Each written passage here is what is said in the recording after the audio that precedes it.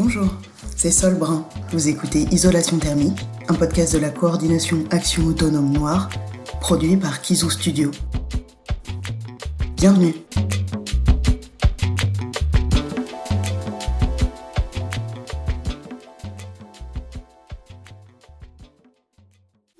Le communautarisme dominant et la question des minorités opprimées noires ou natives, indiennes, qui traversent la société américaine, ont nourri la Friend Theory pour en faire l'arme d'une révolte radicale aux mains de ces minorités et finalement de tout groupe qui y trouve ainsi le moyen d'exister grâce à la théorisation de sa propre victimisation.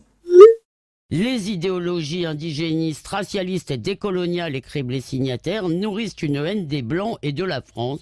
Et ce qui nous menace, c'est la persistance du déni. Et ce texte a été signé par les plus grands intellectuels français, Marcel Gauchet, Pierre Nora, Gilles Kepel, François Jacob et beaucoup d'autres. Mais dites-moi, les autorités, si autorité il y a encore, réagissent ou ne réagissent pas à ça? Que face à ce discours-là, ce discours dont vous parlez des Français malgré eux, des racialistes, des colonialistes, des racisés, etc. Comment ça réagit? Race Critical Theory, théorie critique de la race. Aujourd'hui, on parle d'un courant de pensée des sciences humaines et sociales, particulièrement attaqué et caricaturé en France. Les prises de parole de tous bords politiques visant tour à tour ce qui est appelé racialisme, décolonialisme ou indigénisme se sont multipliées ces dernières années et ont pris une nouvelle ampleur tout récemment. Les attaques sont graves et évidemment, le danger ne concerne pas que les universitaires puisqu'il s'agit d'une véritable bataille idéologique qui s'accompagne d'une criminalisation des milieux militants qui reprennent et se réclament de ces analyses. Aujourd'hui, on va donc parler de cette fameuse théorie qui fait tellement trembler dans les hautes sphères et on va définir ensemble ce dont il s'agit, ce qu'elle apporte, à la fois conceptuellement, mais aussi, et peut-être surtout, politiquement. Pour commencer donc, la théorie critique de la race, qu'est-ce que c'est? C'est d'abord un courant de pensée qui naît dans les études du droit aux États-Unis à la fin des années 80, notamment grâce à l'arrivée de chercheurs et chercheuses africaines-américaines dans cette discipline. La théorie critique de la race considère que le droit, sous ses apparences de neutralité, est aussi un discours de domination politique.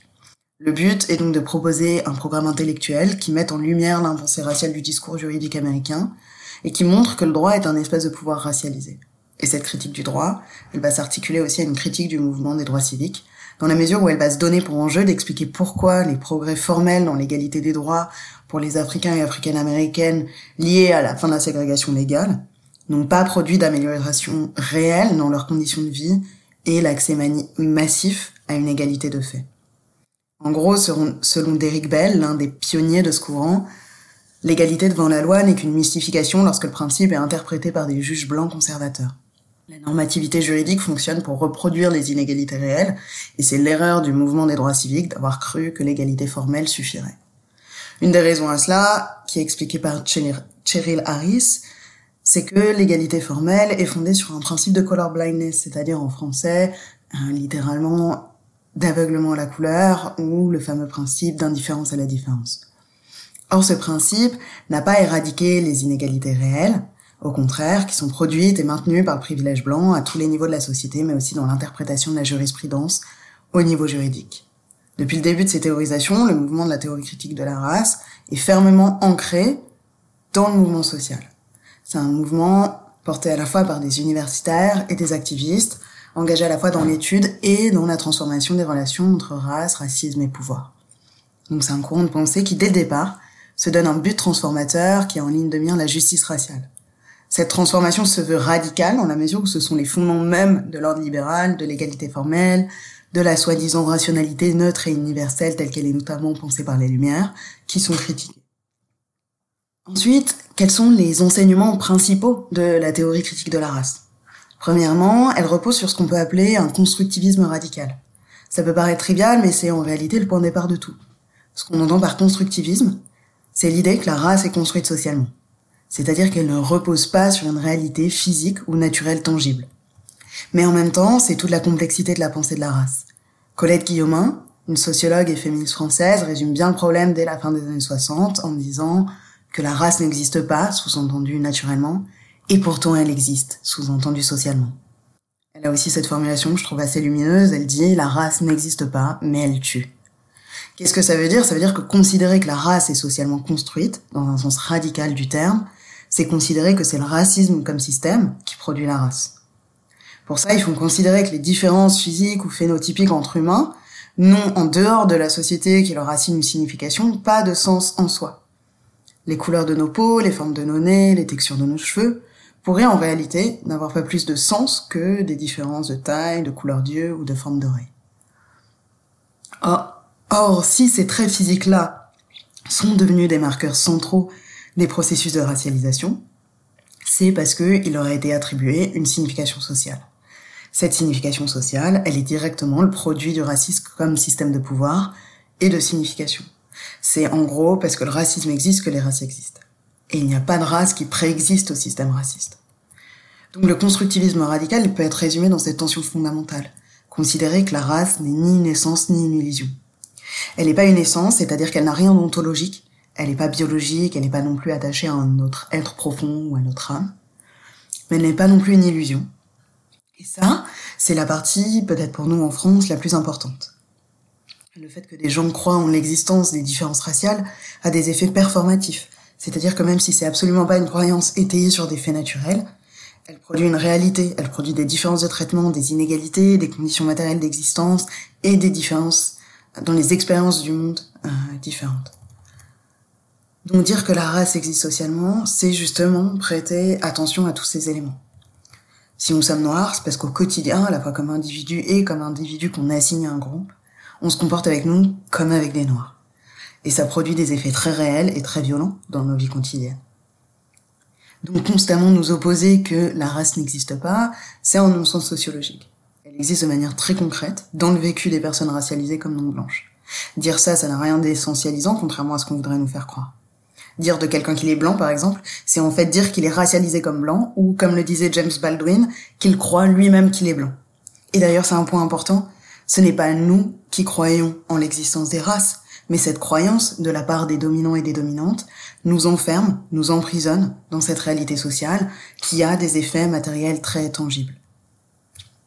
Deuxièmement, la théorie critique de la race invite à considérer le caractère à la fois banal, ordinaire et structurel du racisme comme système de pouvoir. Il s'agit en fait de comprendre que le racisme comme système, c'est-à-dire reconnaître la manière dont il structure l'ensemble de nos représentations et de nos pratiques. C'est l'idée qu'on est tous et toutes socialisés dans une société raciste et que du coup ça a des conséquences très concrètes. C'est-à-dire que le racisme est structurel, il est institutionnel, mais il s'incarne aussi au niveau des individus, dans le quotidien des interactions, qui sont des rappels constants à l'ordre racial. Le fait que le racisme soit reconnu dans sa forme ordinaire a plusieurs conséquences. Premièrement, ça lui donne un caractère relativement insaisissable, dans ses formes insidieuses mais quotidiennes. Et il est aussi souvent assez peu reconnu comme tel, à la fois par les personnes qui en sont victimes, en tout cas parfois, mais surtout par la majorité dominante. Et à ce titre, les politiques colorblind posent précisément problème.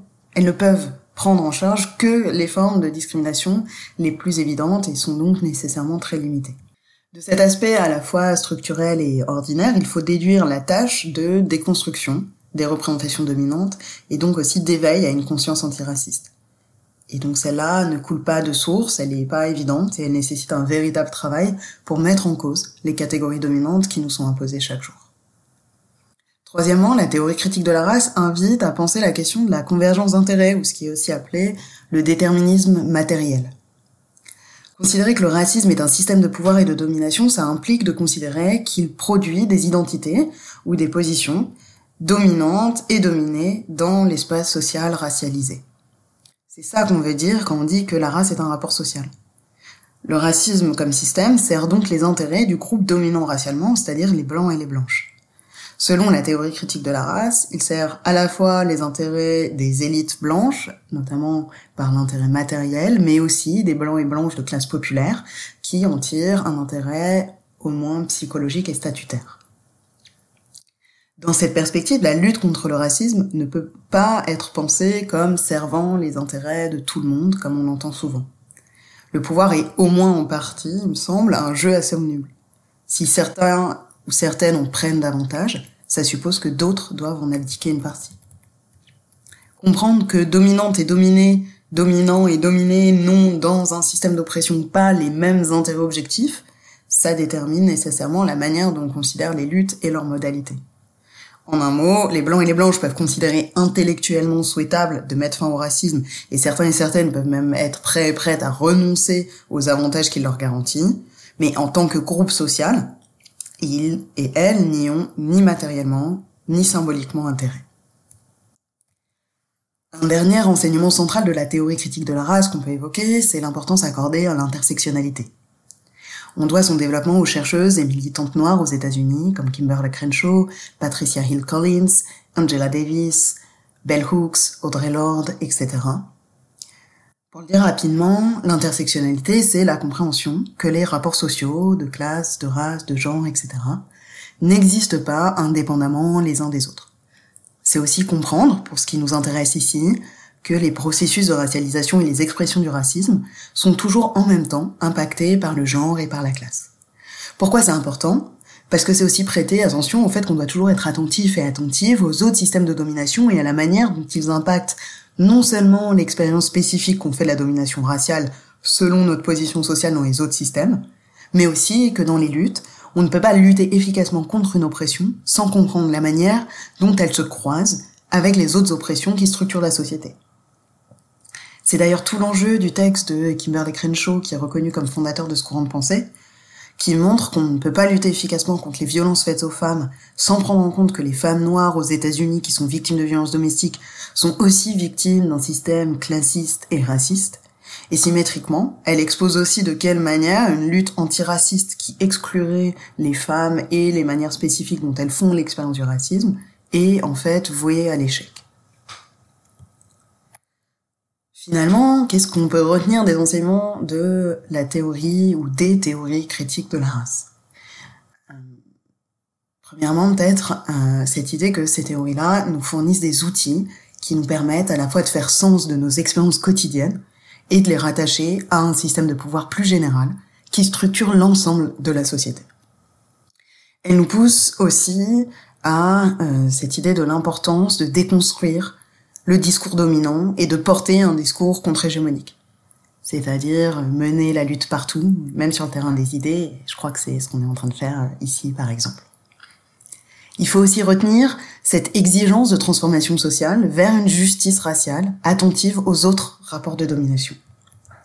Et enfin, les théories critiques de la race nous invitent à la lucidité, je crois, sur le fait que la lutte n'est pas ou n'est pas que une affaire d'idéologie et de principes, mais aussi d'intérêts matériels, qui dépendent donc des systèmes de pouvoir en place. C'était Isolation Thermique. Vous pouvez retrouver le podcast sur toutes vos plateformes, nous suivre sur Instagram, Isolation Thermique. Pour soutenir Kizo Studio, rendez-vous sur kizostudio.org, sur Facebook, Twitter et Instagram. On vous donne rendez-vous dans 2 semaines.